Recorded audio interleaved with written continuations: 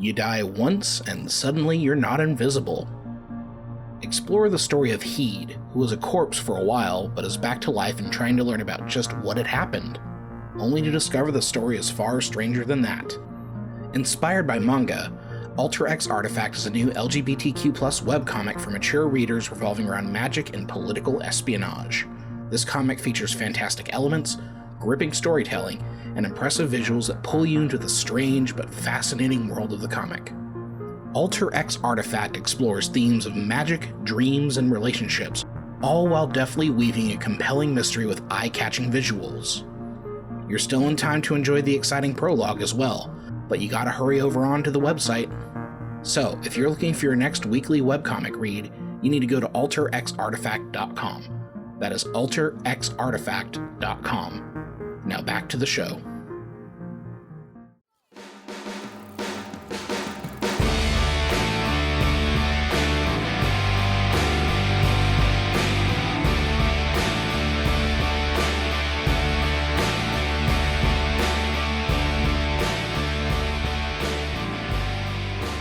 Welcome to Distraction Hole, bitches. We're just gonna fuck this shit up and shit the fuck up. Yeah. Oh, great. Just we had a lot of ongoing technical difficulties. So if I sound a bit I don't know, stupid, because I'm hearing myself weird, but fuck it. We'll just keep rolling with the punches. Plow through that shit. I'm Mike the Distracted. Nice. With me is Kevin the Distracted. What's up, cheese bags? And David the Preoccupied. What's up, cheese David balls? David the Distracted would be too Marvel for me. Maybe more DC. DC was more on the alliteration. Not alliteration. What is it when the Peter Parker, Clark Kent? What is it called? That's alliteration. That's alliteration. Oh, I was right. nice. Okay. I was unsure, but I got it right. David, was your intro actually cheese balls? Yes, it was. That's my god, that's hilarious. Because the cheese bags. I was planning a whole thing, and you ruined it. Nah, we ruined it. Oh shit, dude! I'm sorry. No, I'm gonna try to do as many consecutive episodes of this show as possible with some sort of cheese-related pun. So, dude, let me tweak this one a little bit. Kevin just at random did cheese. Yeah. What's Gouda cheese balls? There we go. Oh my god. Yep. I'm gonna see how long I can make this cheese train last. Oh, everything's better with cheddar. Well, cheese goblin reference there for everybody. Cheddar goblin reference. They should make a slasher film about a cheesemonger who makes cheese puns as he kills people. Oh my god! I got a title for it. I was gonna say it earlier, but the title is "It's Not Easy Being Cheesy." Camo buried alive. Yeah. Oh my god! I can't think of any right now. I don't know. I think after a while the puns could get a little stilton. Oh, you're both fucking monsters. Well, but hey, I'm back. Did you guys Swiss me? I'm just thinking of the cheese shop sketch. Yeah. Mr. Winsleydale. This is, in fact, a cheese shop. Oh, yes. Oh, damn it. I don't remember any more of it. Because it's so clean. Yeah, why it's is certainly uncontaminated by cheese. Yes. Okay, so what should we start with, gents? Well, what have you been distracted by, Mike? Oh, a lot. Oh, glorious leader. I mean, still playing Tears of the Kingdom. Good man. It just sounds like an album. It is. How far are you now? So I am just at the Goron Temple. I just made it there last night before I went to bed. So I have all of the sages. I have the mission to go take out. This would be Sage 3 of 4 for me. You're gonna want to update that number later. Trust me. Oh, wow. So I actually have the mission to go take out Ganondorf, but right now I'm 12 shrines from getting all of the shrines, and I've maxed out all of my inventory slots except for like 2 shield slots, and I'm doing well. I'm having a ton of fun. Did you get the Master Sword? Yes, I did. Did you get the Master or the Hylian Shield? Hell yeah. And that thing sticks around forever, and I know how to use the Rock Octoroks to repair things, and it's been fantastic. Like, at this point, I'm actually breaking weapons on purpose just to cycle through stuff, because all of my stuff is, like, double buffed with enhancements and everything like that, and I repair it every Blood Moon. So at this point, I'm just getting rid of stuff now. It's like, if it breaks, whatever, because I can get replacements. Yeah, I'm not that hoss yet. Yeah. Oh my god, though. Like, my favorite thing right now is just running around with the ninja suit and like throwing the puff shrooms at everything. You're an underground trash goblin.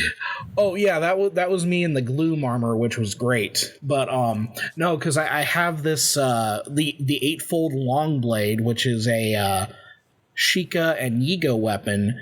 I have that all maxed out, but what I did is what's cool about it is if you get sneak strikes on things, it does extra damage. So I'm just going around camps and just assassinating things.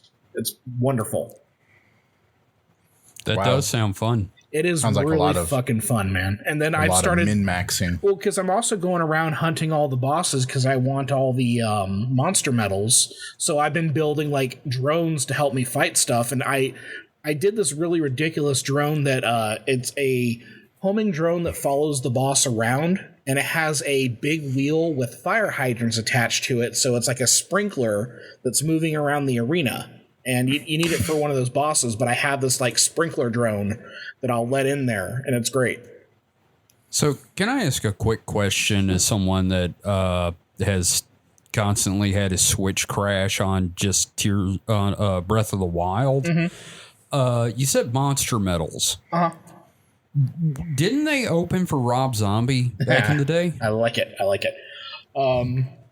Yes, I did. Okay. No, yeah. The other thing, I've had some issues because I got like the Switch on release day when it came out, right? So one thing that I've had to do is I've had to set up like a little gaming fan right behind it to help cool it down, or else it'll overheat. Oh, wow. And I feel the back panel kind of like loose. I feel like the glue is coming off of it a little bit. Like the system's cracked. Old, man. Mine's a launch one as well. Yeah, same. Like, I don't know, I think you got yours like a year after launch or something. I don't know, man. I got it fairly early because I got and Kit both won. Yeah, but I got mine like as soon as it was back available, like after the initial sellout. I think you... Maybe I waited. I don't know. I think you waited a little bit. I'm trying to decide. I don't know. You have to realize... I got it with Diablo 3, so... man, I miss playing Diablo 3. No, I'm trying to decide if I want to get the OLED. I'm wondering if Nintendo's going to make the announcement next month that, like, the window in which the next system's coming out, because I'm trying to decide if I want to spring for the OLED model now, or if I should just if they call it the Switch U. Nah, it'll be just the Switch 2, probably. Yeah. Like, I was going to get the OLED model, and then they announced the Steam Deck. I was like, oh, well, fuck that. The system I'm thinking about getting right now is an Xbox Series X. So I'm probably going to pick that up in August, I think. That way I can distract myself during the semester when I'm teaching my classes. You're gonna be playing Starfield, aren't you? No, I literally today, like, I made the decision because I watched that Xbox developer thing, and number one, Starfield looks like Mass Effect, and I love Mass Effect. I do not like Mass Effect, but I like... Wow, color me shocked. Bethesda. I love Bethesda games. Yeah, I only played the first Mass Effect. That was sailing ships. Yeah, Mass Effect. Yeah. It's a competitor to Sea of Thieves. Yeah, I picked up the Mass Effect trilogy for the PS4 and everything like that, and I'm almost done with 2. I need to finish 3. But, I'm looking at that Starfield, and that Starfield, like, number one, that is too many games in one game.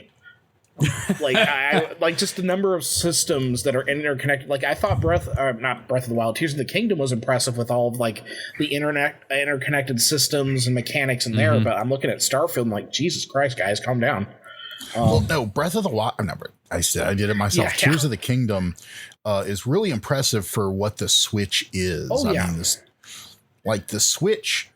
I mean, when you think about the fact that, I mean, I don't know if they still have to do it, or if they carried over the Blood Moon to reset things, but in the original Breath of the Wild, the Blood Moon was put in as a mechanic to basically reset everything. Mm-hmm. So the Switch didn't have to keep track of so many changes. Oh, it's still, because it's a memory management situation. It's still very much used for that kind of mechanic. But even then, like, I love the Blood Moon as a concept of just kind of refreshing the world. Like, I like it. Like, it gives me a reason to go back and like kill things. Yeah, but it bothers me because it's like, oh, damn, it just erased everything I did. And if like the worst part is when you're like deep in a dungeon or some shit and the Blood Moon happens and you're like just now all of a sudden surrounded by monsters. Oh, when you're that's already fun, man. Well, no, when you're already slogging and like near death and like ate all your food already anyway. And then all of a sudden you're just surrounded by monsters and you're just like turbo fucked. That's a cherished memory for me. I love that. I love it when that happens. Dark. Well, because I'm going around right now and like I'm just taking out those Gleeoks and the Taluses and the Frogs. I'm literally going on like a monster hunting spree where like I'll try to get like 4 or 5 monsters in short succession. So what's the 3-headed dragon Gleeok things? Yeah, I tried to take one of those on and that did not end well. Do you have the eyeballs at all in your inventory? Some, yeah. Okay, so what you want to do, the pro gamer tip here, the way to take these guys out, number one, use your eyeballs, whatever eyeballs you have, Octorok or Keese or whatever, use those to get those headshots. Once you pop all 3 heads, the thing will hit the ground. The minute it gets back up, use your rocket shield to get back in the air, bullet time, and do the heads again with the eyeballs. And then I've also I got the light scaled trident, which is incredible, and that has a bonus where if you're wet, it's double damage. So if you're wet, because it's a Zora weapon. You know, the fish people. So if you get real excited, that's only if Zelda gets real excited. Yeah, I throw a splash fruit at my feet, and then that coats me in water, or I use one of my little buddies. So something I noticed last night, since I was down in the depths with lava, if you have a Zoran shield with a hydrant on it, it continually spits water, and I was continually wet. Oh yeah, because I kept steaming, dude, everywhere I went. Playing with that hydrant is like the most fun. Like I have to record a video of my little sprinkler system for when I fight one of those bosses, because it's the funniest thing. Because I just have this drone running around, like mopping up the place. It's hilarious. I made a Roomba. I made a fucking Roomba. I think the most annoying thing is I haven't been able to upgrade my battery just because there's such limited of the things, the processing, the Zonai processing stuff. Oh yeah, I have like maybe half of the number of 100 to get the first expansion. So what you need to do is you need to hit the Yiga camps in the depths, because those Yiga camps are going to give you the large charges and the medium charges, but then also every time you defeat a boss, that's like 20 charges right there. So I mean, like the whatever you need to give the robot to expand your battery. Yeah, you don't want to use your large zonite because you need that to upgrade some of the armor. Yeah. So but you can get like, the only place I've been able to do it was the starting place with the zonite refinery. Oh yeah. There's the great. Okay, yeah. This is becoming Tears of the Kingdom podcast. Sorry, we'll talk about this off air. I'm sorry. I can talk about this game all day. It's the distraction hole. We're being distracted. You're distracted. Yeah, we got distracted by Zelda. Yeah. The Zelda hole. Yes. Ooh, that's dirty. So you've been playing Zelda. Yeah. I haven't really watched any. Let's see. I'm trying to think of anything I watched during the week. Well, we just saw a movie today. Well, yeah, but no. Before we get to that, because that's kind of a shared hallucination. I don't really think I watched any shows or movies during the week other than that. I can't think of any anyway off the top of my head. So yeah. I guess we'll move on to the 20-foot robot in the room. Yep. We went and saw Transformers Rise of the Beasts today. It was an film. It was okay. So it was not quite as good as Bumblebee, I'll admit. Yeah. But it was miles better. You say it was just better than the Michael Bay film. It was miles better than a Michael Bay movie, but it, as far as the movie goes, it's still just okay. It was fine. It was, I would give it a 7 out of 10. Which is a respectable. I give it 5, which is way better than a lot of movies I see that I don't like. I still enjoyed it. I think 5's kind of low for something you enjoyed. I got a broad scale of things I enjoy. I enjoy The Room, and I would give that a solid 1 star.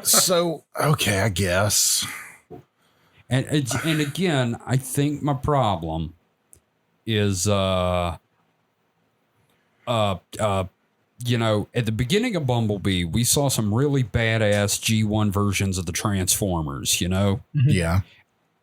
And then there's whatever the fuck they did to Wheeljack.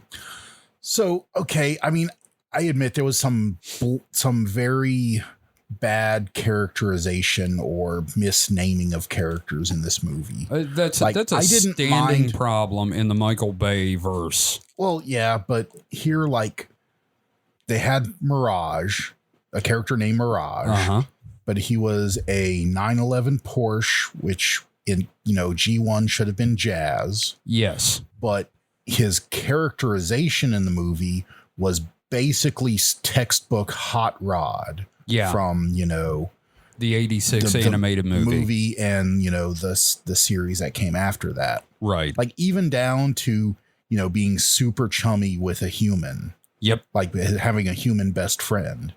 Yeah. I realized that later, in my room, I was changing clothes in my room and I realized that, he went further. It was like Hot Rod and Daniel. Yeah. It was literally Hot Rod with with Jazz's alt mode and Mirage's name and power. Mm-hmm.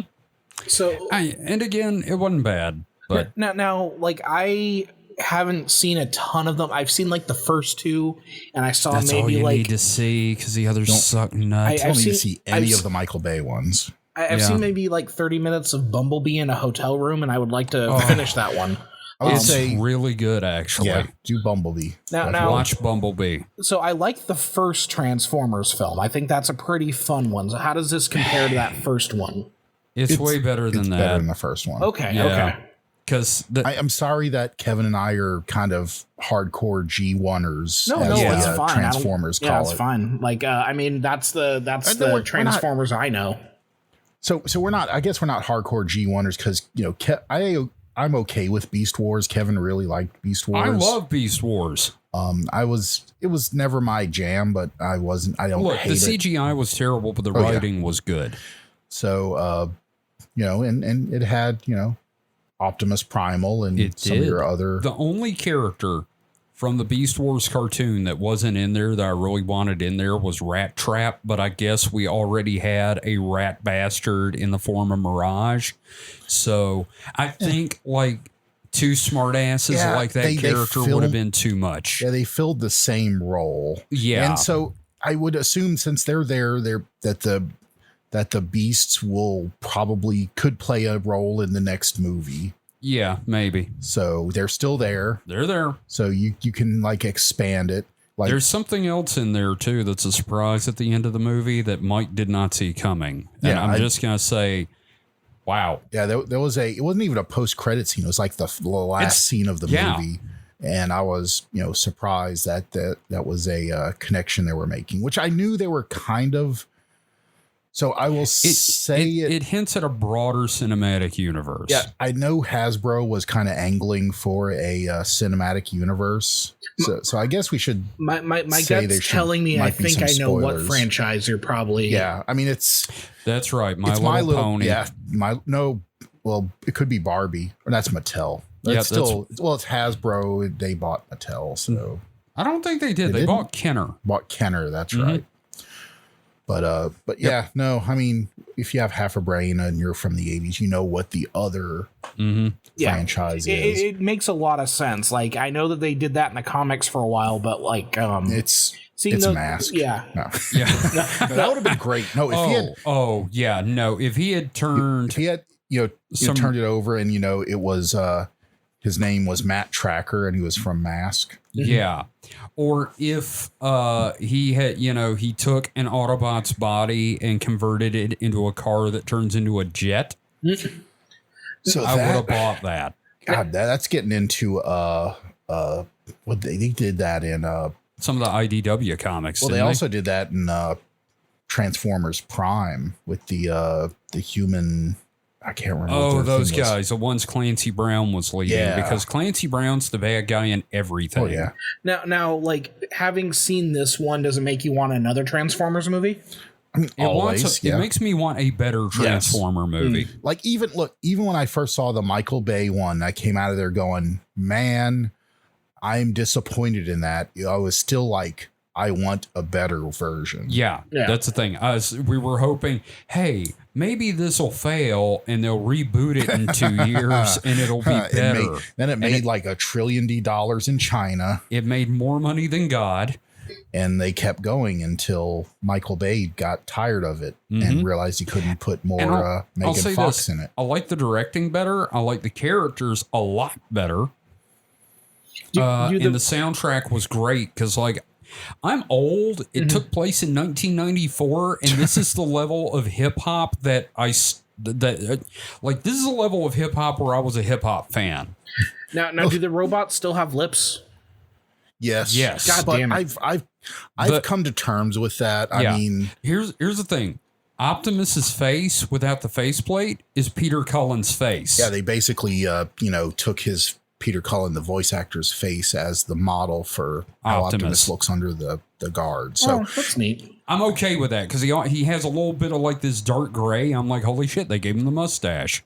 and in the Transformers cartoon, most of them did have lips and mouths. Yeah, Optimus Prime and Soundwave were the over-designed nature of the movie ones that gets to me. It's like yeah, well, they did give RC like big old kissable lips.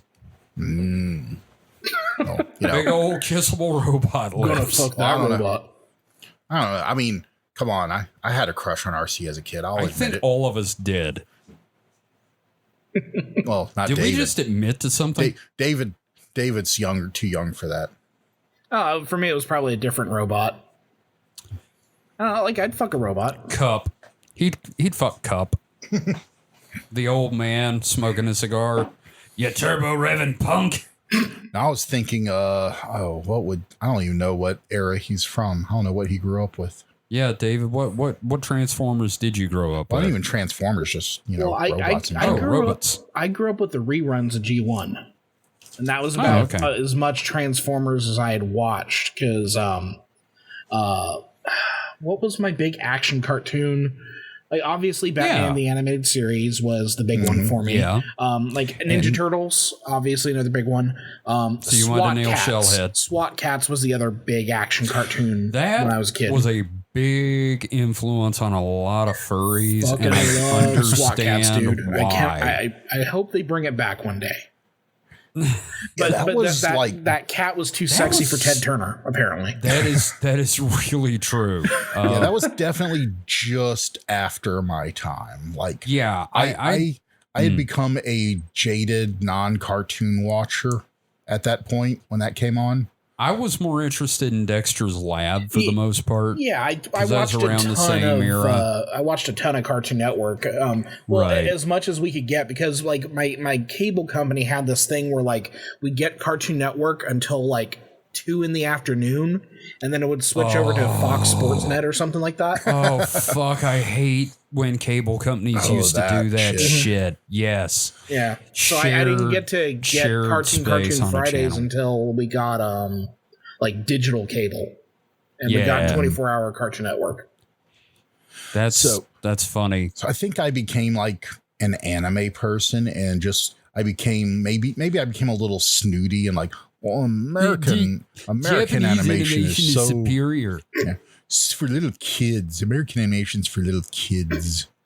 I mean, because I was Definitely watching watching all Toonami and all that too, and and then that block they used to do like the DC animated stuff with like anime. It was great. It was a great combo. Well, yeah, I mean, Toonami's nothing but Dragon Ball Z and that's Gundam Wing. mostly true, but not entirely true. I know. No, I mean, me and Mike, we grew up waking up at like 6 a.m. on a weekday morning during the summer to watch fucking Robotech.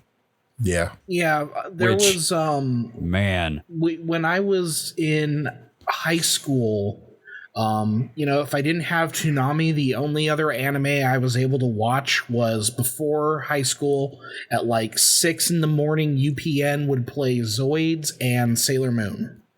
Zoids, holy shit! But it was the early 2000s Zoid cartoon. Yeah, another one. Yeah. You know, it's funny you say Sailor Moon. When that first came out and our local Fox affiliate was airing it, they aired it at like 6 in the morning because they were terrified that it was going to give children boners. So like I'd get up and we'd be waiting. I'd be waiting for like the bus or, eating cereal or whatever. And my mom would be like doing her hair for the morning. I would have the volume turned way down so nobody knew I was watching Sailor Moon.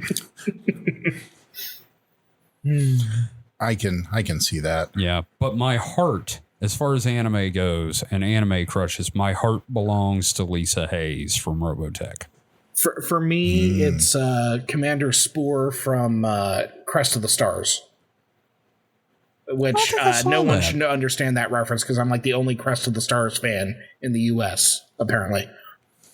Okay, wow. That sounds familiar, but I don't remember what that Yeah. was. I'm gonna Mike, pull how a about picture you? of her. I would have to say, Who's your anime crush? I'm trying to decide between two because there's two. Either Rally Vincent from Gunsmith Cats. Oh, there you go. Or Pris from Bubblegum Crisis. Yeah, all right. I'm with you on that one. Oh wow, I recognize that character design. I think this person actually worked on Macross 2. It's entirely possible. One of the secret dream projects I have is doing a live action film adaptation of this series. That would be like my dream. Oh yeah. Oh yeah. I mean, you recognize the face at least, Mike. Yeah. No, Yeah. It's got definitely that kind of 90s, anime. You expect a dude with a mustache to sit there and go, bullshit. You don't know the first thing about journalism. Like, I will probably talk about this series at length for an episode of Distraction Hole at some point because we're doing an anime episode in the future. Yeah, and I'm probably going to do one where I just kind of focus on this one because this is probably like my all-time favorite anime.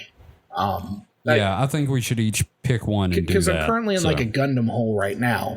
But the Gundam hole. Yeah, and this was the producers were Bandai Visual, Wow Wow, and the studios were Sunrise. Yeah, so yep, a lot of the same artists worked on Macross 2. Yeah, not Macross Plus, Macross 2. Yeah, there's a new Macross series coming out, I guess. Not here. Well, where they. Freaking Harmony Gold. It says Sunrise produces new Macross anime project. So okay, there you go. Well, yeah, I mean, every 5 years or so, there's a new Macross. Yeah, it's not like Gundam where there's a new Gundam every year. I've used my wily ways to watch a lot of them. So indeed. So yeah, we'll definitely do like an anime episode. I was looking around and then oh no, what I was looking on my anime list and one of the thumbnails was that picture. Oh god. What is it's like the How to Draw Anime books. I think that's a unfortunate tween image capture. The anime does get a little budget here and there. Yeah, that's a budget tween. Yeah. So they They dropped from Tokyo Movie Shinsha Like, to like a Bob's. comb. So Bob's the first anime the first junkyard. series, Crest of the Stars, it's definitely cheaper. When they did Banner of the Stars, when they did Crest of the Stars, the animation gets a lot better, especially with Banner of the Stars 2. Yeah, but the first series has some jank to it. Okay. This is also that anime that I wrote that like 40-page paper about. So for literally for one of my graduate classes, I did a paper analyzing the hybridity of characters across the... So this is a show I know nothing about. Like looking at it, it looks a little familiar, but it could just be because it's in that kind of same 90s I think I style as like Tenchi Muyo and other Bandai shows. Did you have Tech TV? We did. Well, we didn't get it until it was G4. G4, Our friend had they carried their satellite. anime block across Tech TV and G4. This was one of the shows that premiered on there, along with Serial Experiments Lane. I remember that. I think Blue Seed was another one. I remember Blue Seed from, I think, Mike. I think you were collecting the tapes. Yeah, I think I bought Video. I bought the first tape and I never continued it. Oh, yeah, that's right. Yeah. Or maybe it was DVD. Maybe by that time it was DVD. I don't know. I'm pretty sure it was tape. No, it was DVD because it had the opening theme in the menu. Oh, it was DVD. Well, David, what have you been distracting yourself with? Mysterious Tokyo. Mysterious Tokyo was Foxy the theme? Night Game. Yeah, that was the theme song from Blue Seed. Oh my god! You know, I remember like anytime I could get anime, I would obsess over it. So like when Cinemax had their Action Max channel and they had an animation block, all they would show on it was Bubblegum Crisis, Birdie the Mighty, and Wicked City. And every time Crisis had like the best fucking soundtrack. Every time those were on, I would always watch them. Yeah. Is he talking about like the OVA or the Or are you talking about 2040? I think it was 2040. Yeah, okay, so the newer one. You need to check out the one from the 80s. I've seen the 80s one too. Yeah, the OVA. Okay, good. Because Kenichi Sonoda is my hero as an artist. They also showed Macross on Action Max. I don't remember. It takes me back when like you had to find anime wherever it was airing. Yeah.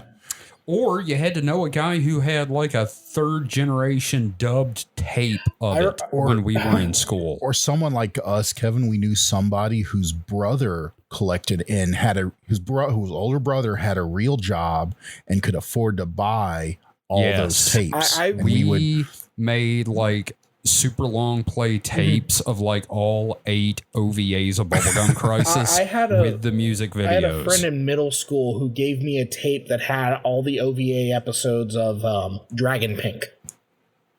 Oh shit! So I had Dragon Pink in middle school. It was very cool. That's the man. What was that one Master Jibo had, Mike? You know, the one that he got and it had like the girl had a dong. Oh, that was what was that? It wasn't La Blue Girl. No. It was Bible Black. It was an anthology. Was it Bible Black series? Because I have that here. I have Bible Black on DVD. I found it at a swap meet, and I bought it. She had like this weird potato-shaped dwarf sidekick guy that like stripped naked, and he had like this massive dick that was mosaicked out. And he was threatening to use it as a weapon. It sounds kind of like Jungle de Ikao or Eco. It's not that, but that one was about the giant boobs. That one was about the giant boobs. Yeah, no, this one was like a girl would show up and like avenge scorned lovers and stuff. I can't quite. I know. Remember. It's what that name was. I don't know. You know, the bad thing is we may have the tape out in the garage after going through Jibo's stuff. Could be out there. I hope not, but it might be. I hope you find it and you get to watch it together. I really don't want to watch that tape. But you were watching something this week, weren't you, David? Yeah, so I figure I'd give a little background here because, obviously I've not been on a few recordings here now. Yes. Last time I was on, it was literally one of the last things I did was mention the GoFundMe for my grandmother, and she passed away on the 3rd. And part of the thing is that I had to run that GoFundMe to try to get the remaining costs of the funeral settled. I was stressed out as hell about that. I'm glad you made it. Yeah, we hit the goal, which I'm very thankful for. But the other thing was I had to write my eulogy, right? So I didn't write that until like the day before the funeral, and I didn't have anyone check it out. So thankfully it went over well. So I'm relieved there. But like the day of the funeral, we had I had to watch the stream online because I couldn't travel to Indiana to go to the funeral. So after the funeral, I kind of like took a nap and slept the entire day. The next day, I decided I wanted to kind of get into my comfort space. So I went with my all-time favorite comfort movie and ordered a pizza. And that movie is the 1990 Teenage Mutant Ninja Turtles movie. Yeah, now this is not the one with Vanilla Ice. This is the good one before that. I also like Secret of the Ooze. Fuck you. It's got its charms, but it's not nearly as good. I love all 3 of the live action original Ninja Turtles movies. You would like Turtles in Time. I love I love that one. Yeah. But yeah, no, so it's my comfort film. Like I guarantee you I've seen this movie in the triple digits. Yeah, same here. It was like I got a VCR and that for Christmas. Yeah. One reason why is because it actually involves my grandmother, because my grandma in the early 90s was like super religious because she got into like the televangelists and that sort of thing. And I was very limited in what I could watch. But because I was so obsessed with the Ninja Turtles, my parents were like, no, look, just let him take his Turtles tape with him. So that was one of the few things that was like cool that I could watch over at her place. And I still remember like the family home entertainment logo. I still remember the Pizza Hut baseball commercial in front of it. Yeah. So like whenever I'd stay with my grandma, I would have my Ninja Turtles tape with me and I'd be there all day. So I'd at least watch the movie at least once. So that was another thing. It was like, I have a strong connection to my grandma through that Ninja Turtles movie. So it was one of those things kind of process my feelings and everything like that. And also, like, I think Holly is gaslighting me because she's like, this is the first time I've seen this movie. Like, no, bitch, it isn't. I guarantee you, since we've been together, I have watched this movie several times and you have seen it. She did the same fucking thing to me with Poltergeist, though. Because I've watched Poltergeist like 5 or 6 times while I've been dating her. And she's always like, I don't remember it. I never saw it. It's like, no, bullshit. I made you watch it. So, yeah. So just a little bit of insight there. But no, she watched it and she really enjoyed it. And then, she's been checking out the Mutant Mayhem stuff with me. And she's really excited about that one. So, right. Yeah. But amazing movie. I love that. That movie should not work at all. Well, do you know why it works? Jim Henson magic. Well, that and like they actually got a Chinese production martial arts company to actually like do a lot of the heavy leg work on that one. Like it's just weird how well that movie works. Here's a little tidbit for you. You know who was in the Donatello suit doing the martial arts, right? It was Ernie Reyes. Wait, wasn't he on First off, he was on a show with Gil Gerard called Sidekick. Secondly, he was the kid in the second movie. So he was also in the first movie? Yeah, okay. he was Donatello's fight double. Okay. Yeah, I wanted to be sure of that because I knew he was in the second one, but I didn't know if he was in that first one. Yes. Okay. He was in the suit. Yeah. But like that movie is just it's everything to me. I love that movie so much. It's when I sit down and watch it, I can quote every line, and it gets really annoying. I had to stop myself from quoting it while Holly was watching it, because I'd like rattle off a line like 15 seconds before it happened.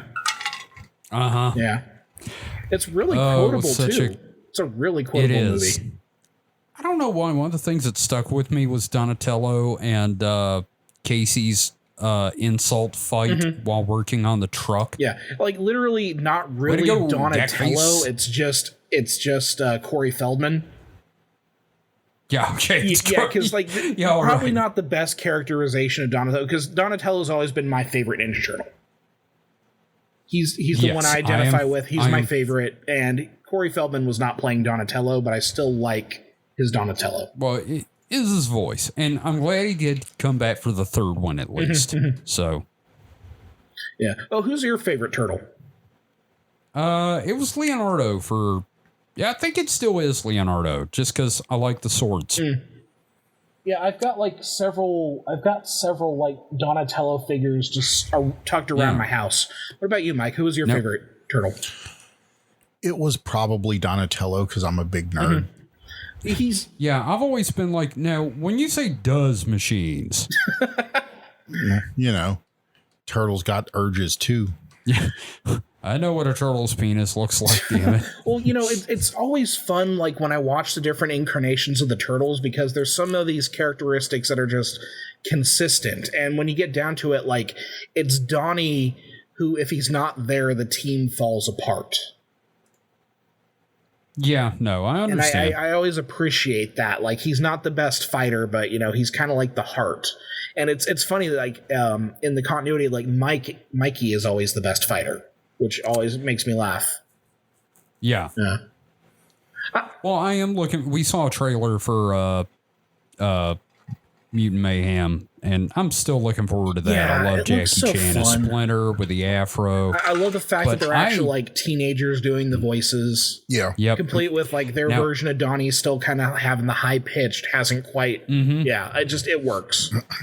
Leo, what's going on? Is Donnie bleeding? that whole scene. Kevin, I noticed in this version of the trailer, they didn't show the star actually stick in his leg or arm or wherever. They didn't show the size stuck in his leg this time. Like they'd shown it before. Yeah.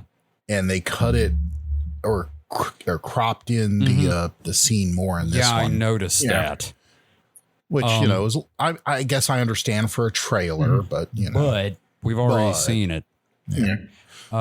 But I'm with you, man. I cannot tell you how many times I've seen that movie. I wore the VHS out when I first got Netflix, and they had the DVD. I got the DVD, and then I reported it lost, and they sent me another one, and I sent that one back. Did you? So are you admitting to crimes on the air? I am admitting. Look, it's Netflix. Fuck Netflix anyway. So I thought it actually didn't show up at first. And you reported it. Oh no, I stole it. Oh man, but you didn't have a case for it. No, I didn't. But I had the sleeve. I can't find it now. I wish I still had it. But God, I love that movie. You stuck it in a box labeled Hamdingers. I did. It's wild, like how good of a adaptation of the Turtles it is, and it still looks visually really good because they really use that darkness.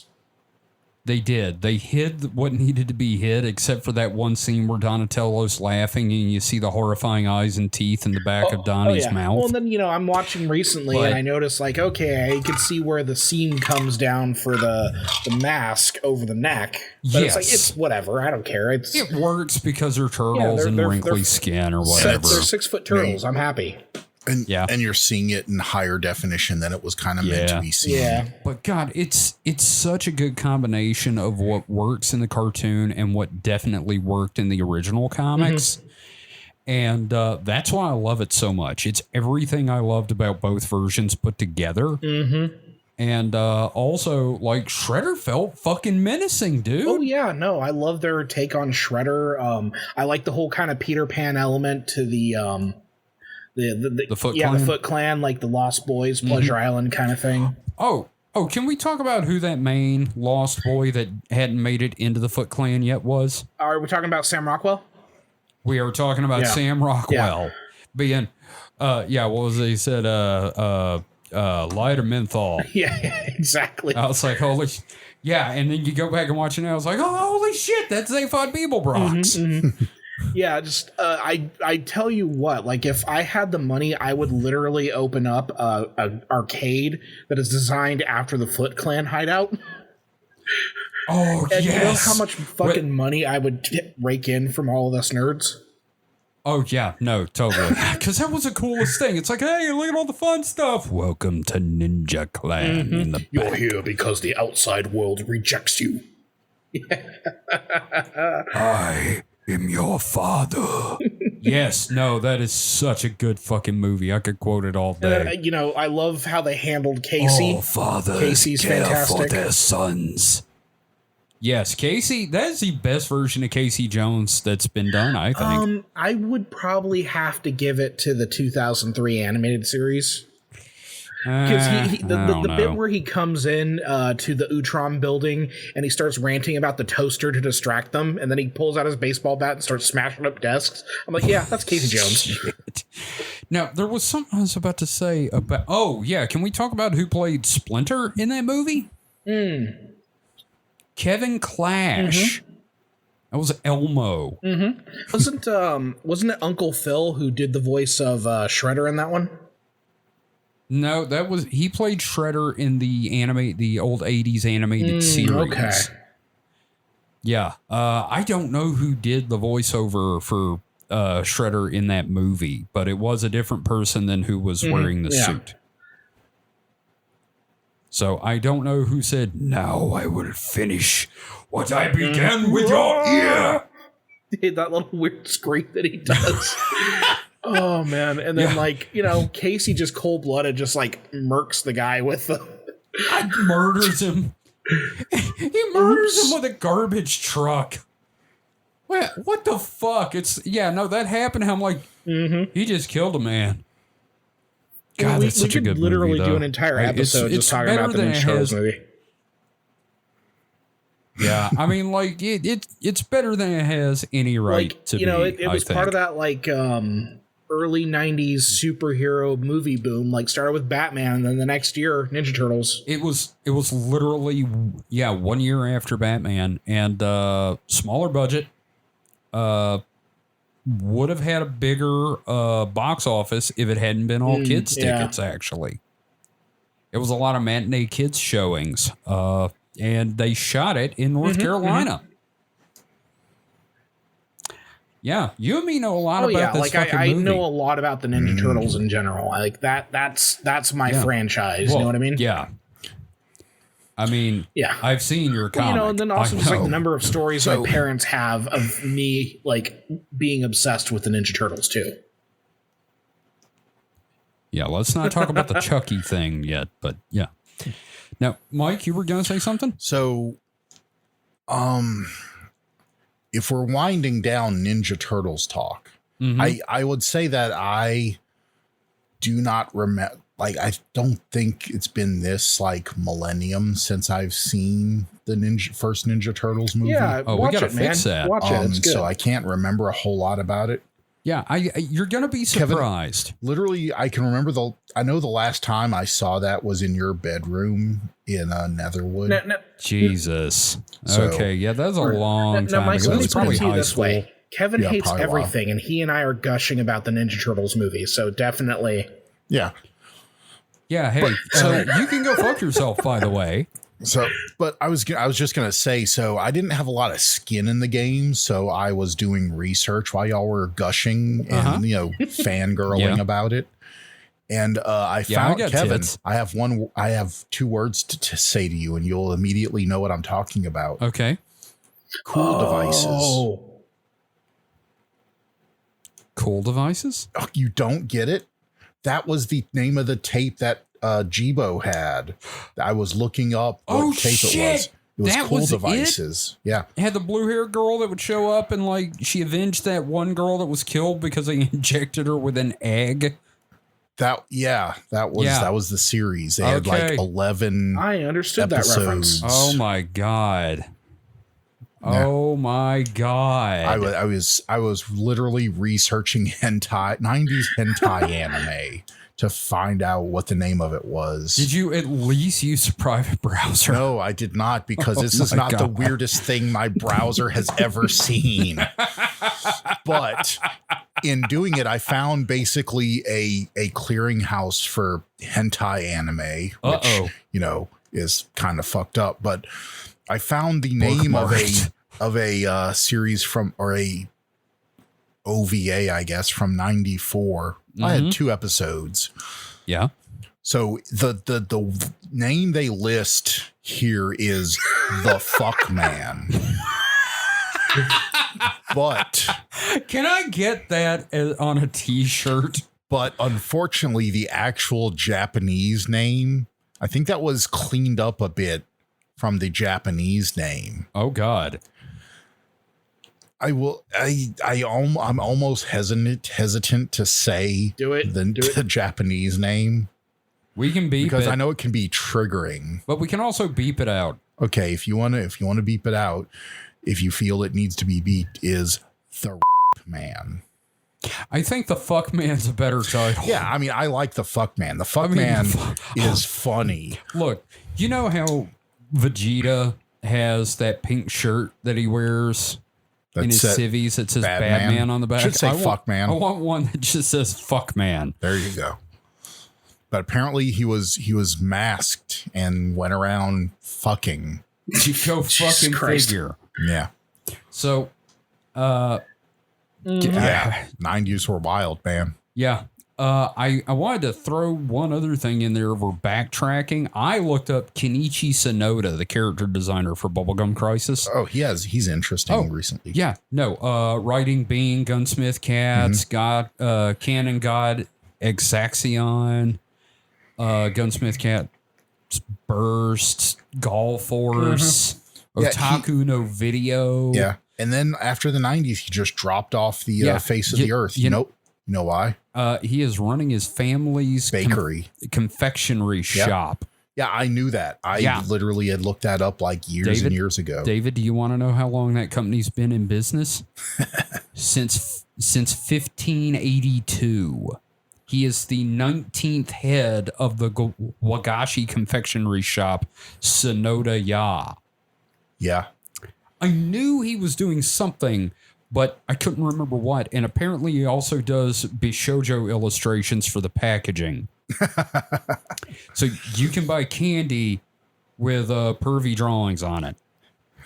That's awesome. I kind of would pay a lot of money for that now that I think about it. Yeah, I'm not going to pay a lot for this muffler, but I will pay a lot for these porno candies.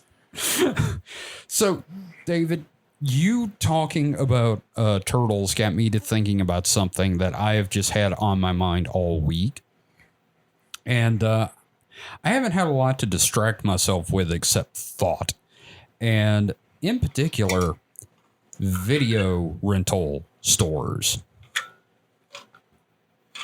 I have been thinking about that all week because I miss them.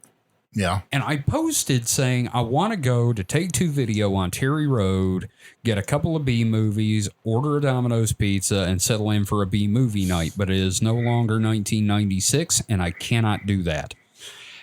Because, number one, Blockbuster Video shut them down. And, of course, Blockbuster Video got shut down by Netflix. And Netflix shut down their mail-order DVDs. Which, fuck. But the thing is... Sorry, go ahead. No, the thing that I regret is that I never came of age with enough time to work at a video store. Oh, I wish I could have. Like at least work there for 6 months, you know what I mean? Just so I can say I had that experience. Yeah, they would not hire me. I tried. But I posted about this on Facebook, and one of my friends from high school was like, oh man, those were the days. And then another friend was like, just look up something on Tubi. I'm like, you're missing the point. Okay, streaming's great for instant gratification, but there's something about having membership at a video store going into the video store, going, well, that cover looks great. I'm going to see if this is any good. Here's my $5 for 2 movies. Now I have to watch them because I paid for them.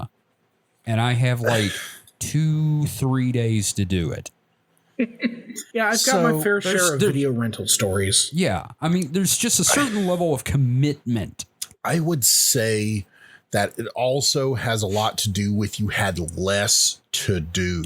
Oh, yeah. But like that was your entertainment for the weekend. Oh, well, yeah. You had your choices were either that or cable. Like you didn't have the internet, but and a million possibilities. The other part is walking around a video store for like an hour with a friend. Oh yeah, the discovery of going through a video store, man. I miss that. Do you know how many movies I watched with Warren because we were like, wow, that cover's hot. Yeah. And so I understand that, but I'm just saying that you can kind of do the same thing with streaming, but it's not the same, man. It's the tangibility of that box. You got to be able to have the box. No, I don't think that is really an issue. What I'm saying is that if you like, okay, back in the day, if you didn't find anything at that video store, it's nostalgia, dude. Hold on, listen to me. Let me make my point. Okay. It's that back then, your choices were either you found something to watch or you go home and watch whatever was on cable. Nowadays, if you look through streaming, you can look through all these choices and not have to decide on anything. You look through all of them and go like, all this looks like shit. And back then you look through all the videotapes and you're like, they all look like shit, but I have to pick the best looking turd in this pile. Nowadays you look at all that and you're like, it's a problem of choice. Back then you had a more narrow scope and you had to pick the best turd from the pile. Nowadays you say, well, there aren't any turds I like in this pile, so let me look at another pile. No, I'm just thinking about that sensation of going to that location and going up and down the aisles and actually like picking up the VHS tapes and everything like that. Like I get what you're saying. Like I'm not. Yeah. For me, it isn't an issue of like choice or anything like that because I could always find something because I would rent the same stuff over and over again a lot. But it's more like that idea of just like, for example, when you get to know the video clerk there and like you know it's like having someone like who and when your video clerk knows you, it's like, hey, any good movies coming out, and then they'll have something or they'll let you know. Especially like if you know the guy who works there. Yeah, we didn't quite have that rapport with our people. I was lucky. We had our last video rental place shut down here about 3 years ago. Oh, really? Yeah, it was a place called I think it was called Superstar Video. And like at this point it was all like DVD box sets and everything like that. But the other thing is in town, we have this beautiful building. And if I had the money, what I would do is I would buy this building because this building was a video rental place called Rudy's TV. And he had murals painted on the outside of like just movie characters and stuff like that. Oh, okay. And that building's still there. It's cool as hell. It even had like a bank vault because it used to be a bank. Oh wow! So ours turned into a blood service building. Yeah, he kept all the porn in the bank vault. Yeah, that's pretty damn good. But Mike, didn't you get like some like a really fancy VCR from a video store that like shut down? I don't think so. I thought y'all did. I thought y'all like rented a VCR and then like the place went out of business or something. That was before we moved here. Yeah, but and it wasn't that the fancy VCR was something my dad borrowed. I think, I don't know. Okay. If I were Shudder, what I would do is I would redo their streaming selection to make it look like VHS tapes on a shelf. I've been waiting for somebody to do that. Yeah, like that would just be the most fun thing. It's just like it looks like you're going through like those old like plastic wrapped, where you had to squeeze the corner or the two sides of the VHS tape to get it out. But yeah, like I would love to see some because I can't tell you how many like probably literal hours I spent in my life in the horror aisle of a video store. Yeah, I remember when Take-Two opened and I went in there, it was the first time I had seen a copy of Transformers the movie, the 86 movie, anywhere. So I don't know how many times I rented that. I remember how I got introduced to Trailer Park Boys was my Blockbuster before it became a Chipotle. They had like VHS copies of Trailer Park Boys, the first season. And that's how I got into it. And then I started watching it on Netflix when I got Netflix. But just, man, video stores. I miss them. Yeah. Yeah, same here. I think Mike and me would rent video games a lot, right? Oh, yeah. Mike? Yeah. Like, what was that one for the N60? I think it was the N64. Mischief Makers. That was it. Oh, yeah. Shake, Shake. And it was the Japanese version. Oh, cool. And I actually played. Yeah, we used to do a lot of video game rentals. Like my dad wouldn't buy certain games, but he'd just rent them over and over again. And then I eventually told him, like, hey, you should probably actually buy the game if you're playing it that often. Yeah. My mom got upset because I kept renting Mega Man 3. Oh, boy. How long ago was that? You should just do like the angry video game nerd and make your own video rental in your basement. I kind of want to. You know, honestly, if you ever had a house, that would be really cool to have like a screening room and just have like get some old videotape store shelves and even just for decor, man. Yep. And I don't know.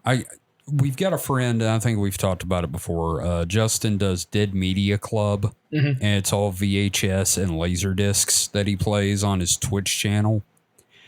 And I love watching that, and I don't know. I keep wanting to like go to some of our local thrift places and try to buy VHS tapes.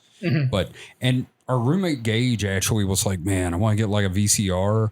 And there's this service that David, I don't know if you heard of this guy. What they will do is they will convert modern Blu-rays and make you VHS copies.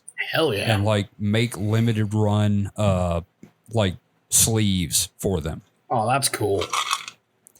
And I was like, yeah, that'd be badass. And Gage was like, I kind of want to get a VCR. I was like, you're going to learn the joys of cleaning a VCR tape head. That I don't remember having to do that often. It's not like you were doing it every week or anything. No, just when it got bad. Yeah, maybe like once a year or something. So did you guys actually rewind your tapes, or were you anarchists?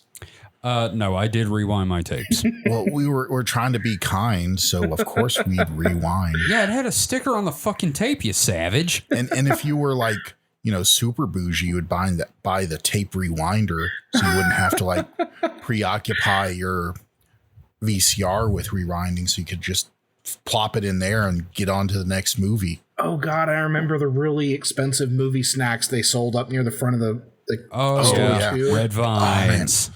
Fucking, that's the first place I ever saw boxes of Reese's Pieces. Yeah. Oh, God, I want a box of Reese's so bad. Y'all, I just posted a link to something in host chat in relation to this, Mike, when you said the bougie VHS rewinder. Oh, yeah, the DVD rewinder. Yep. It is a DVD rewinder. I was almost going to make that joke, then I remembered, I think they actually tried to do that. Yep, they did. It says it's intended as a novelty. Yeah, but I have a bad feeling that it was people were buying it thinking, oh, well, now I don't have to rewind them. Mom, you're an idiot. I'm also remembering Blockbuster was the first place I got to try out the Virtual Boy. Ooh. That was Toys R Us. Oh no, I over at my Blockbuster, they had the Virtual Boy there. I don't know why. Interesting. They also had that Pokemon Snap printer as well. Oh, I remember that. Yeah, our Toys R Us had like the best fucking displays. Oh, remember? And when you it remember went out you'd of have to go, like, business, if you wanted a game, they would have that little flippy card. you get the Yeah, the little tear out card, or not tear out, but it's out of the sleeve. You'd pull it out and take it to the cage. Yeah. You know, when I first started working at Rose's, that is how I got my PlayStation 1. I got that, Ballerina Toshinden, Jumping Flash, a memory card, and an extra controller. I just remember, I was set. It was this long case of display items with the pull-out tickets. There's like two aisles. Like one aisle was just cases that had display items for like all the systems and all the other expensive shit. So you could like drool after like, I remember distinctly they had the Super Nintendo, and then they had the second version of the NES that had the top loader, styled similar to the Super NES, and like the Sega Nomad, which was the Genesis, but the portable Genesis. And do you remember they had the Sega Saturn, and it always had Panzer Dragoon? Yeah, and the Super Nintendo always had Yoshi's Island. Yeah, definitely had Yoshi's Island.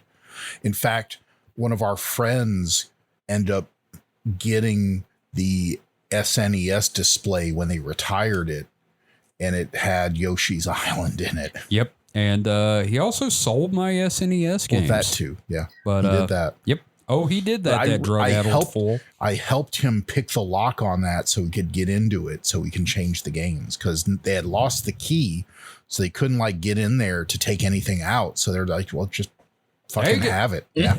And then we spent about 30 minutes picking that lock with paper clips.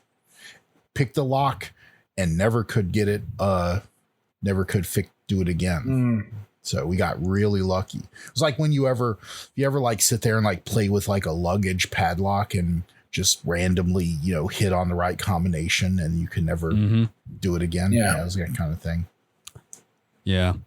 But yeah, I miss video stores because I'm old. Yeah. I mean, I guess I might not have been in them that often to miss them. I mean, I don't know.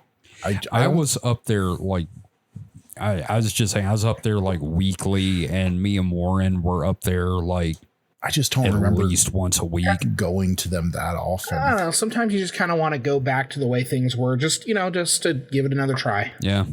Nostalgia goggles. Yeah. Yep. Yeah. Well, that does remind me. You guys know Red Dwarf, the TV show? Yeah.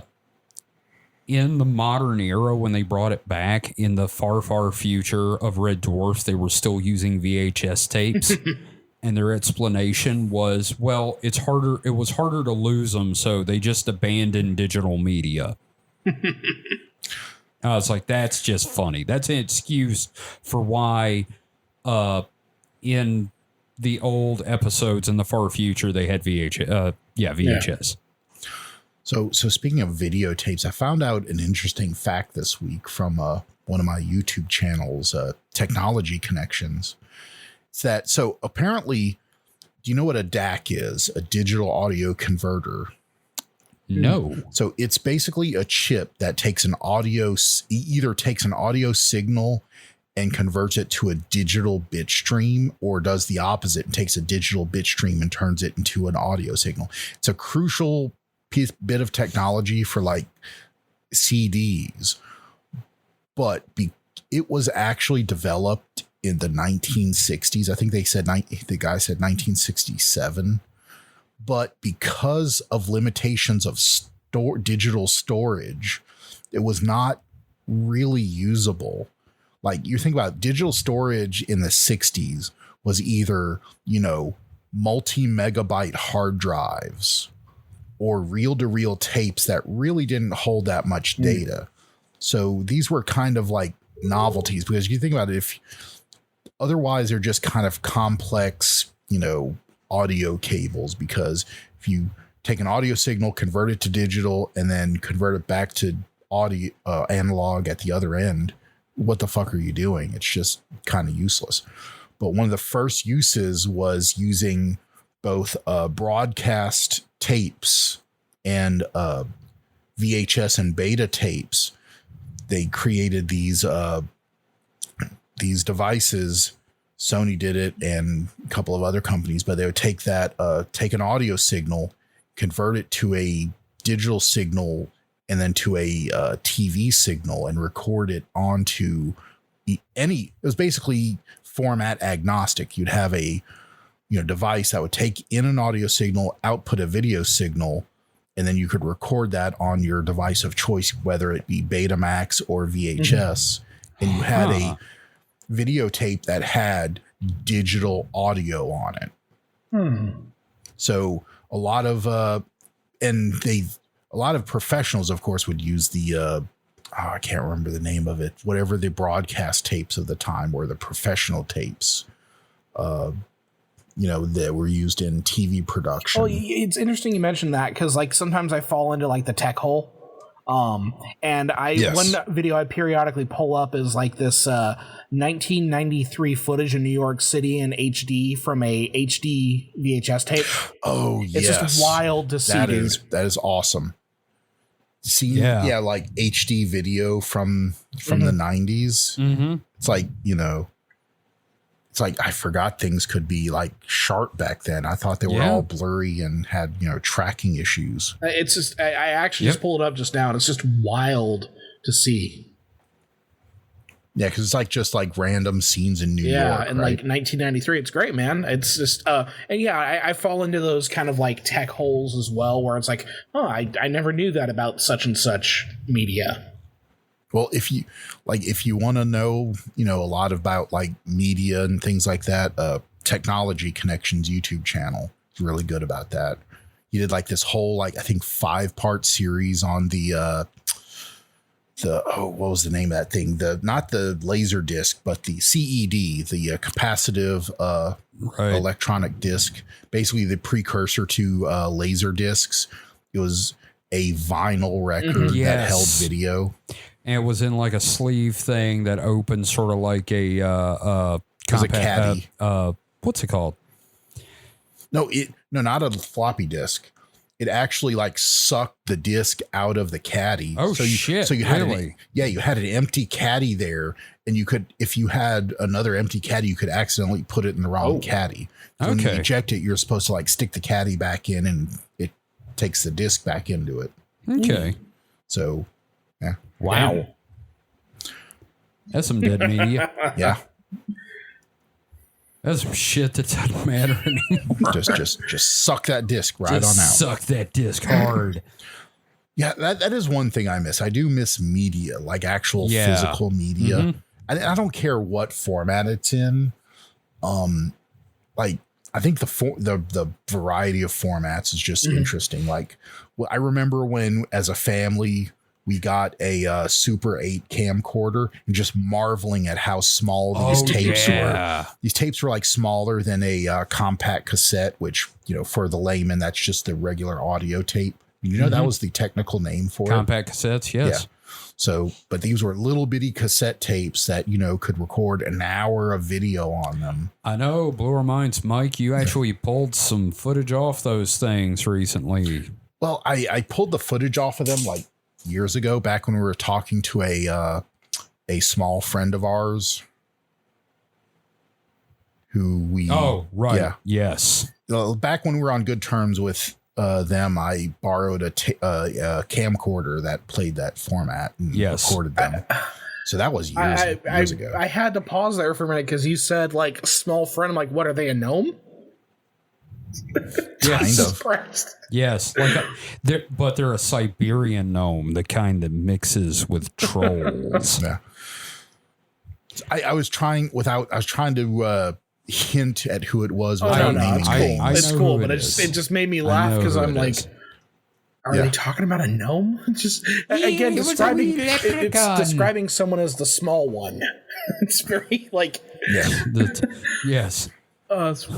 He was wee. But yeah, it was because it was, I think it was still a Super 8 format like that. It was, although it was a stereo camera and the footage I had was mono. So I had to do some of this footage. I did some up mixing of, but it was pre-digital. So it was, all analog. Mm-hmm.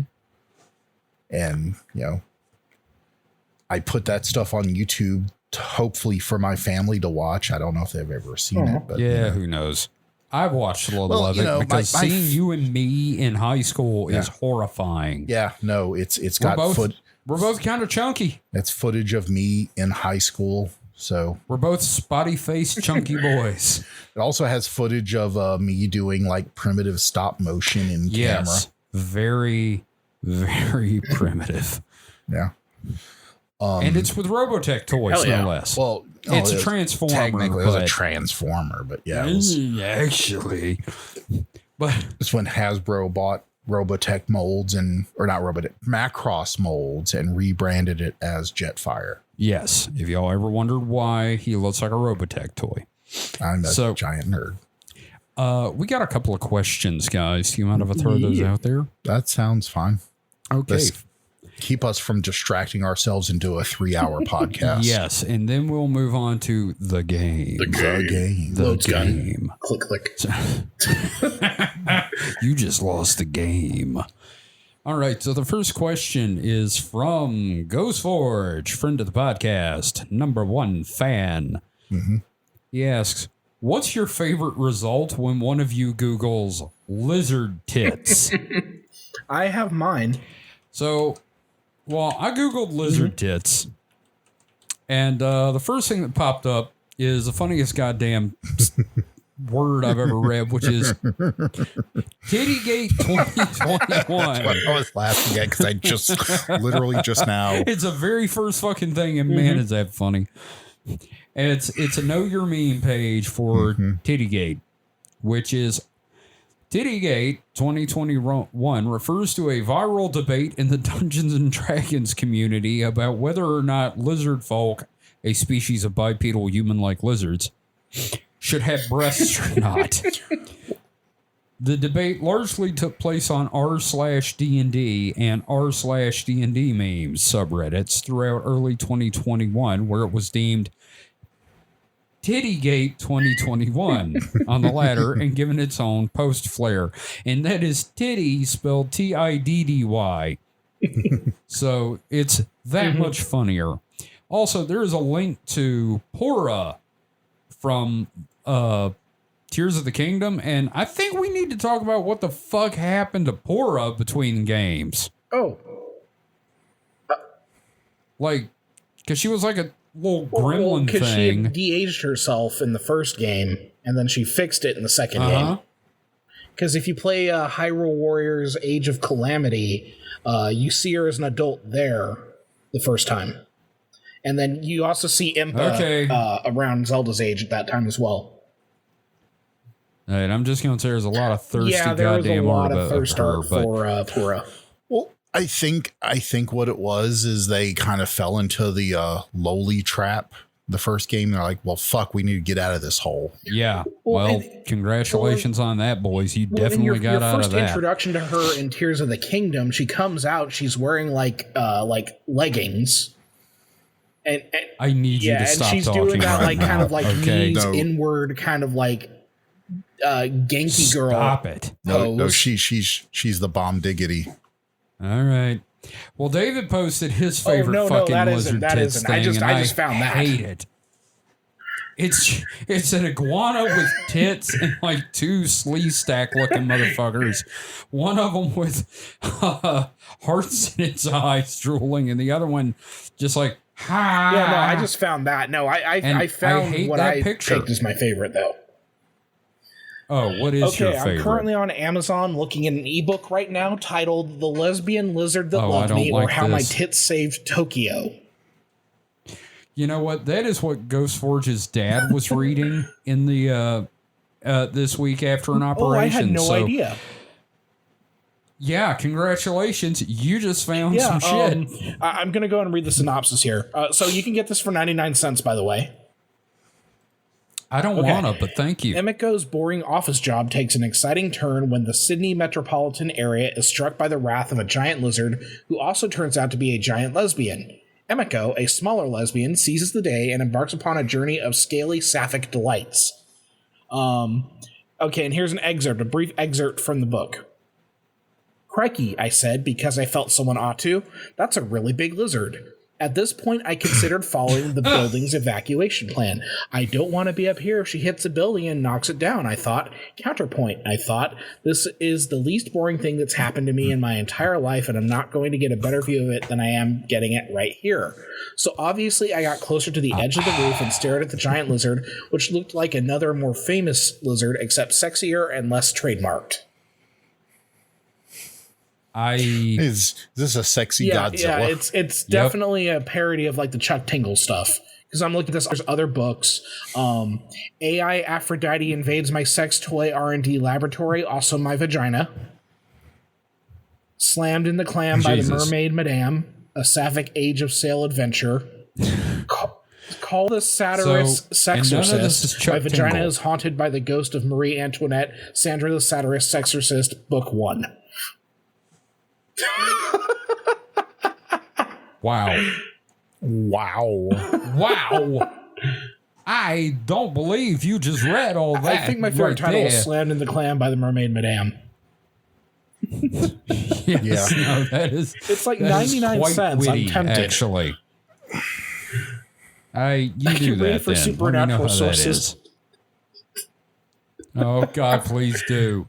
I want you to read it with me listening live. That would be hilarious. Well, what did you find, Mike? You found Tittygate, but what else? So I found something I've been cracking up at, like, quietly while you were talking. Oh yeah. It's not my favorite, but it's not the one I'm going to talk about. But okay, I'm going to talk about it too. But there's a YouTube channel called Lizard Tits, and their icon is literally a picture of a lizard with like photoshopped with like bikini model breasts hanging down. It's just cracking me up. Now, if you're in the Google search for Lizard Tits, if you see the YouTube channel, it is there. Oh, I bet. But what I'm really going to talk about is it the Urban Dictionary? No, it's the YouTube. Oh, what I'm going to talk about? Yeah. No, it's the Fur Affinity link. Oh no! It's a comic By Fievel? Is it by Fievel? Oh no! Yes, I think so. Yes, it is. Yep. It's a bird woman being accusatory to a lizard woman. They're both in bikinis, and the bird woman saying, "You're a lizard. You're not supposed to have tits." And the reply from the lizard woman is, "You're a bird. Why do you have tits?" Fair. Well, there's a bird called the tit. Yeah. Now, it's a tufted titmouse, but it doesn't have actual bazongas. Can I throw one more out there that I love because it's the Urban Dictionary definition for lizard tits? Okay. The typically saggy. God damn it! Sorry, I started laughing. The typically saggy breasts of a lot lizard, aka a prostitute. Dude, check out those lizard tits, end quote. Posted by G.I. Joe Head What was that Stomp. Skyrim meme? Lusty Agronian maids? The Lusty Argonian Maid. Maid. Yes, it's a series of erotic novels about lizard tits in the game. I've stumbled on I've played a lot of 3 Skyrim. Tumblrs so far. There are different combinations of the word lizards and tits. Just Ghost Forge, you should be ashamed of yourself for this. I didn't know there was an urbanthesaurus.org. oh, there's a TV tropes entry for this. And looking through its, Oh, no. I saw a gizzard, and it just cracked me up. A gizzard. Tango uniform, leaping Lizzie, Oh my God. beefy tits, Well, we've got one other question AT&T. So we got to calm our tits from then. Sam. Yes, Yep. we'll calm our Calm tits. your lizard tits. So Sam asks, favorite form of media and why, but spoken how Bigfoot would say it if he knew English, but not all that Jesus well. Christ. And I had to clarify, media format or media title? And Sam says title. So as in some piece of media? Okay. Yes. Well, then I have to pick a favorite fucking thing. God damn it. Yeah. Unga bunga, me like bubblegum crisis. Me watch 100 times. Bigfoot Teenage enjoy. Mutant Ninja Turtles.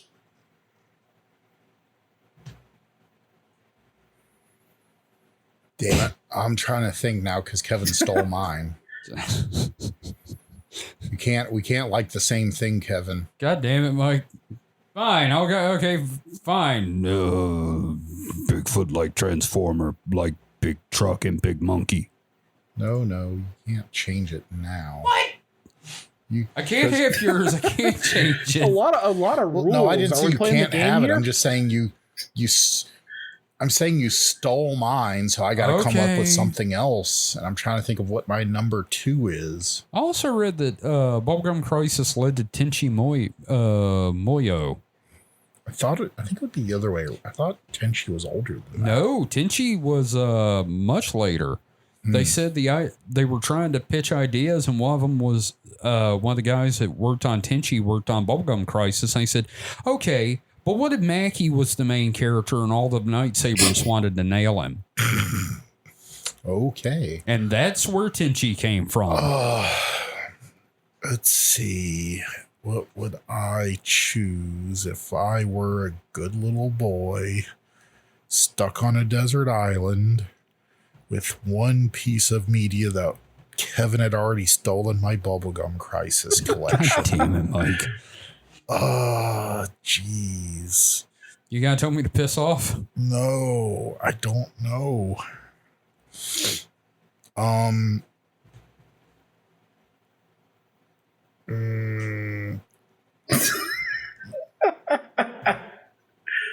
I got nothing.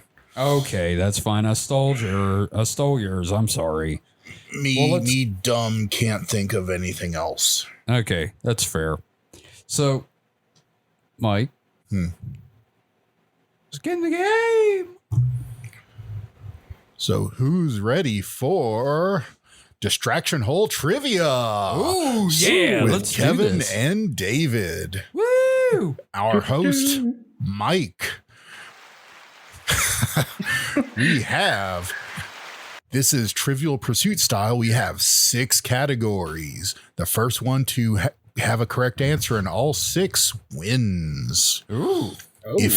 If you cannot answer or answer incorrectly, the opponent gets a chance to either steal or choose a new category. Okay. Your categories are entertainment, arts, history, music, general knowledge, and science. Let me get a coin for a flip. Okay. Wait, can you repeat those categories again? I'm writing them down because usually you have a visual thing for this. Entertainment, the arts, history, music, general knowledge, and science. Okay, got it. Kevin, heads or tails? Heads. It's tails. David gets first choice. Okay, let me do arts. The arts.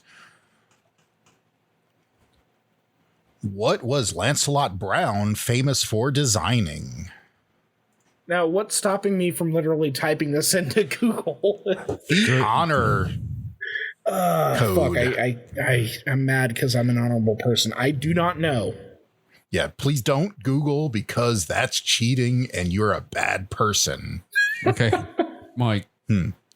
So he doesn't know. Yeah. Do you want to answer it or do you want to choose a new category? Now, let me ask real quick. It's Lancelot Brown and not Lancelot Link Secret Chimp. Correct. Okay. I'm going to choose a new category. Okay. History. In which year did Charles, Duke of Orleans, send the first known Valentine's card? I'm doing this at random because I didn't pre-choose questions, so they might suck. 787 AD. No. Okay. I'm going to say 1473. You were pretty damn close. It was 1415. Holy shit, that's way closer than mine. Good I figured job. it'd have to be like after St. Valentine. Kevin, choose again. Okay. Do you want to stick with history or do you want a new category? Let's go with history. Which 19? Oh, God, that's too easy. I'm not. That was way too easy. Hey, you give it to me. That was too easy. You would get that so easily. You think that, but I was drinking at one point in my past. You know this one. I know you know this one. Can you just go ahead and read it so I feel good? Which 1980s president survived an assassination attempt? There was only like fucking exactly. Two. It's Ronald Reagan. Saying. What the fuck?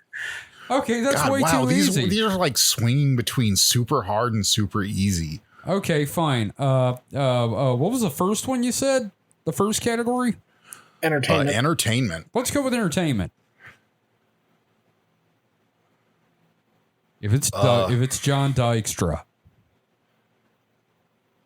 Wow, some of these are so easy. I feel bad trying to read them because. Just go ahead, read it. Because I already gave David a really shitty hard question. You gave me one I should have too. gotten a point for being so close on the Valentine's thing. I got the right fucking feel century. Like you should. I got the right fucking century. Yeah, I think you should get a point for that.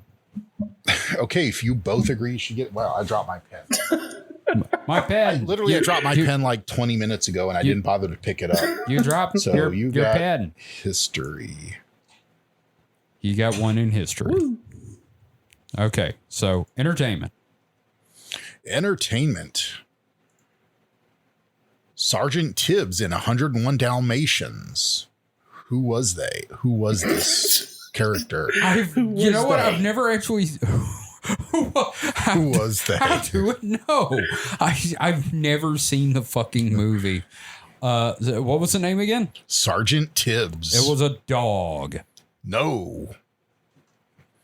David, would you like to steal? I'm trying to remember. I'm going to say Sergeant Tibbs was a bird. No, incorrect. It was a cat. What the fuck? It's a movie about dogs. Well, there are other animals that show up. I remember that. Kevin. Bullshit. They're only dogs. What? Entertainment or choose a new category. Give me entertainment again, damn it.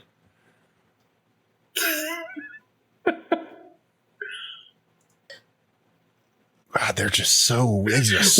We may have to do this as its own episode.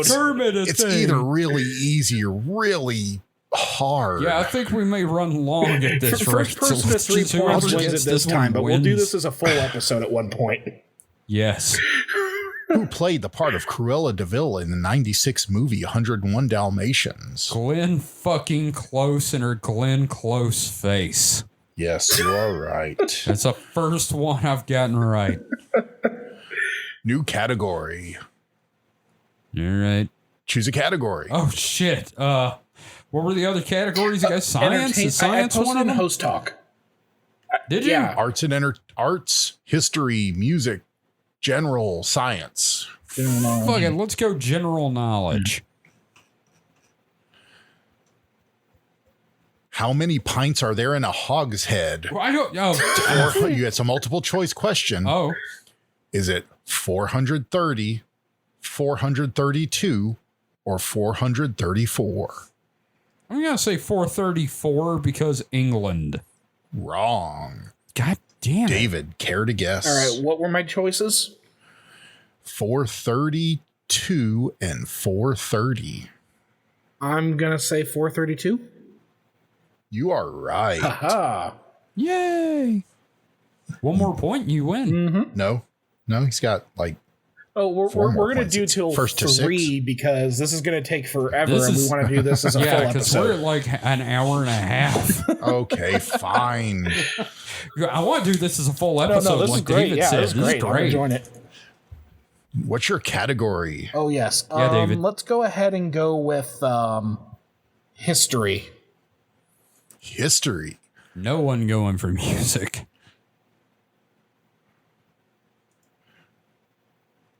Damn, I think history is the hardest category ever. Let's go How with the many next hairs page. in the mustache of Hitler? No. Who advised Bill Clinton to be wise but brief in his Sidewell Friends High School graduation speech? What the fuck? fuck? Yeah, see, it's like, exactly. What? Can you make it like a multiple choice? I doubt it. No, probably not. Okay. I'm gonna go ahead and say. I'm gonna say. Oh gosh.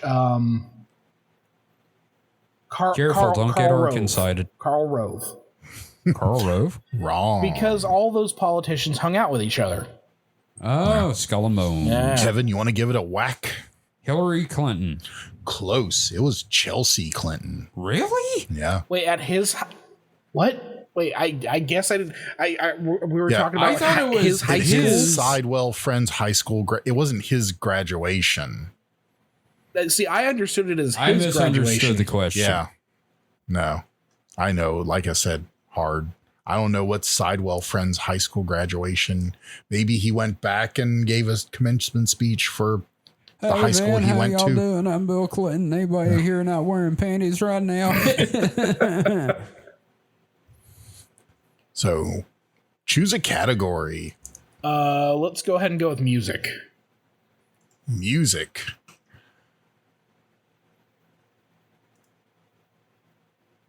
Oh, wow. Damn. Go on, man. Make it happen. God damn, they're just so. All right, fine. 2 turtle doves. What do the turtle doves symbolize in the song The 12 Days of Christmas? What the fuck? 2 turtle doves. Couple in love. Nope. Kevin, do you have an idea? The marriage between heaven and earth.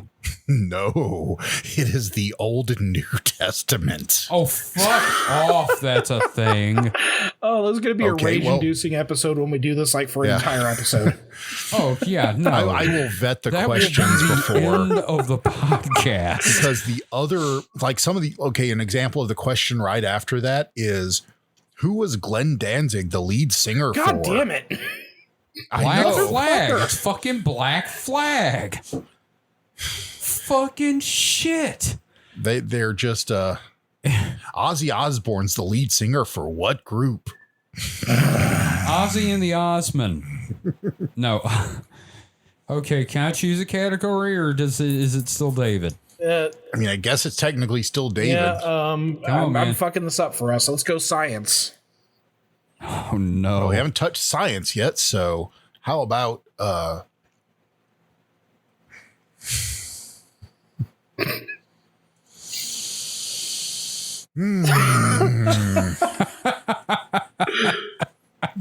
which organ removes excess water from the blood?